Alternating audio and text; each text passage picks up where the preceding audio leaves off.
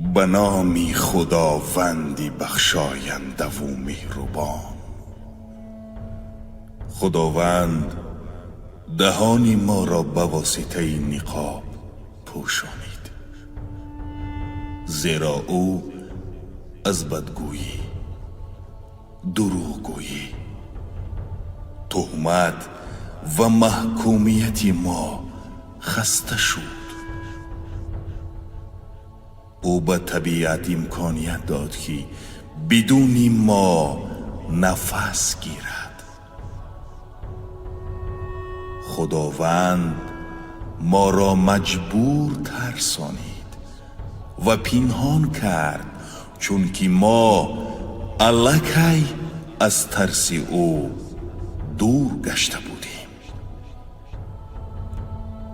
او ما را مجبور کرد که دست خود را بشوییم و با دستان پاک به دهانمان نان رسانیم.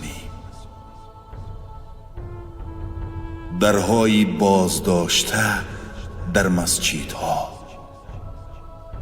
چون که بعضی از ما تا این دم به آنجا برای نمایش می رفتیم.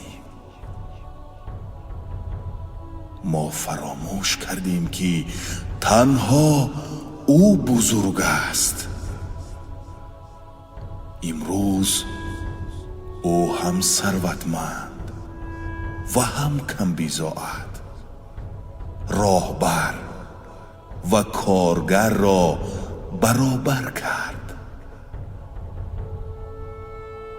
کسانی که سواره و کسانی که پیاده می گشتند، حالا ما برابریم و همه در خانه نشستیم. او ما را مجبور در خانه ها محکم کرد و نشان داد که او کیست و ما کیستیم، در حالی که بعضی از ما الکی خود را استغفر الله خدا حساب می کردیم.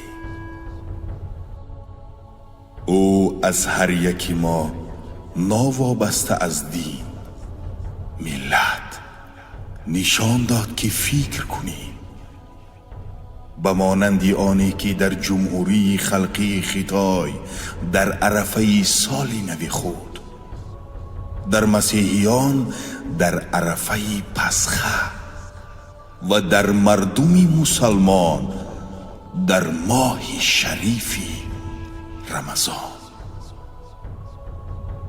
ما از معاشرت انسانی دور شدیم و راضی بودیم که در شبکه‌های اجتماعی وقتی بسیاری خود را گذرانیم و پس از وبا ما معاشرت زنده را قدر خواهیم کرد. ما حیوانها را کشتیم که جایگاه آنها در روی زمین است به مانند ما. حالا ما پوشیده ایم. حیوانها در آزادی اند و کسی به آنها دست نمی رساند. اکنون آنها آزادی دارند و ما بسته ایم. خداوند همه جنگ هایی را که در آن آدمان و کودکان کشته می شدند باز داشت و در تمام عالم جنگ نیست.